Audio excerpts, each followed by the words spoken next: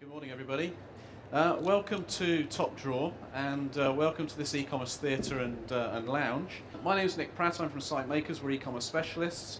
I'm presenting this seminar with my colleague Alan Duncan, also from SiteMakers. So let's get started. How and why has the internet become so important to retailers in the UK?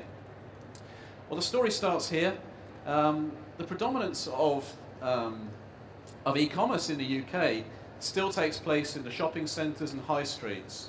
This is a picture, you may recognise it, of the new shopping centre in Bristol at Cabot Circus, and the majority of retail takes place in the high street and shopping centres. And let's face it, retail has taken a little bit of a battering over the last 12-18 months. Let's have a look at Christmas 2009. It's very fresh in our minds, and it's very interesting what happened at Christmas, because Christmas Day in 2008, total sales on Christmas Day online were around about £103 million. Well, that went up by nearly 30% to £132 million on Christmas Day. And I've been saying in the last year that it looks like Christmas Day is going to become the most popular online shopping day in the calendar. Well, actually, I've been proved wrong, because it seems like Boxing Day is going to become the most popular shopping day in the Christmas calendar, because sales on Boxing Day went up 68% from 2008 to 2009 to £181 million. And this is what the graph looks like. If you take a base level of May 2000 and take that forward to November 2009, you can see there's been a steady increase in terms of the amount of spend online on retail purchases in the UK.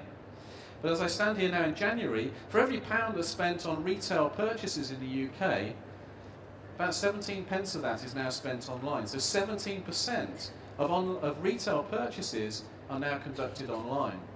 And it's been predicted that by 2020, so another 10 years' time, over 90% of all retail purchases will be influenced by the online retail channel. Doesn't mean to say they'll be wholly conducted online, but the online retail channel will have an influence on over 90% of all retail purchases. So who are our customers? Well, I've said before, they're the same people who shop in the high street, but let's just have a look at the attitudes that drive their decision-making processes. And to illustrate that, I'm showing a picture of perhaps a grandmother and her grandson. Now, they're viewing the internet, and they're perhaps viewing an online retail website, and they're seeing this from very different perspectives. From the grandmother's point of view, she grew up before the internet existed. She's lived most of her life without the internet.